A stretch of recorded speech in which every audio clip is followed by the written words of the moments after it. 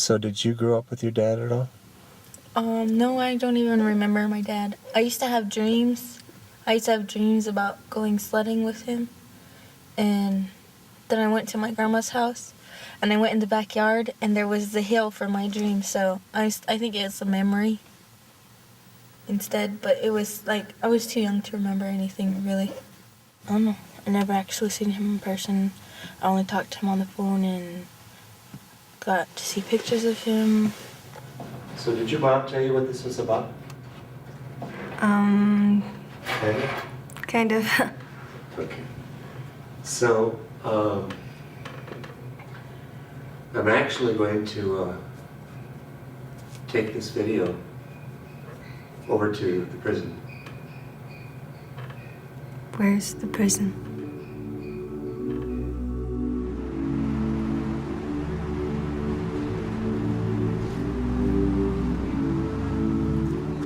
I met the Poor Bear Girls when I was working in Pine Ridge, the Indian reservation in South Dakota. It was a reservation, but it didn't have to be. It could have been anywhere. The sisters are Oglala Lakota, but they didn't have to be. They could have been anyone. Their father, Marvin Poor Bear, was in jail for drinking, drugging, and stealing a car. He was in jail, but it didn't have to be a jail. He could have been divorced, or unknown, or dead. Fathers go missing for all kinds of reasons. The Poor Bear Girls hadn't seen their dad for 10 years. Over time, their mother, Cindy Wheeler, had tried many things: therapy, drugs, ceremonies, to bring healing to her girls. I first talked to her at an Inipi site, medicine lodge for the Lakotas. The Lakotas believe the fire brings out the spirits who live in the rocks. They are the grandfathers. It's funny, but they are always there, just like your mom or dad. They are always there, even when they aren't. At one point in time, my ex-husband had called when he first went into prison. He'd call. You know, I'm going to be going back to prison. There ain't no help in that, you know. How long are you supposed to be in?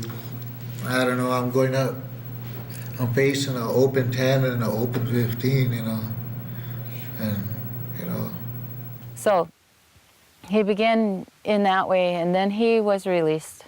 And when he got released, he didn't contact them. He didn't have anything to do with them. And then he got back in, and the process began again. And so at that point, I was frustrated. I was really frustrated, and I said, you know, if it was up to me, these children wouldn't have anything to do with you. I do not know why they even want to contact you at this point. You know, out of desperation, I've been trying to get back this past summer. Out of desperation and anger, you know, everything. I stole a vehicle to go home, you know, and in the process I got caught, you know. I had gone to this workshop at one point with your wife, Jamie, and in that she talked about a mother and a father being a life force of a child, that through a mother and a father, that's where a child come from, and the identity.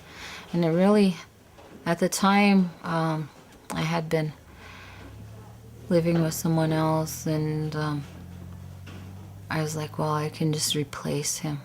I can just replace their father, and you know, everything will be okay and everything will be good. But as they got older, I realized that's not the truth. That's not how it is. It wasn't working. My girls went through a real big depression.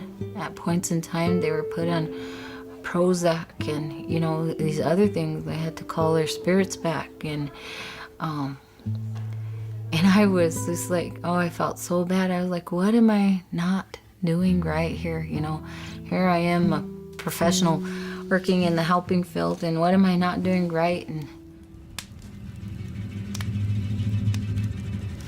you make stuff for your dad, like, or you make a card or something. See, after that hurt for a while, but after a while you learn to make, like, I'd write to Mom, Happy Father's Day. And so like we have a barbecue for my mom on Father's Day at my Auntie Becky's house. Or, see, Mother's Day is her day. Father's Day is our day to spend with her. So Mother's Day, she gets to do what she wants. And Father's Day, you get to do what you want. Hey, that's rough. Okay.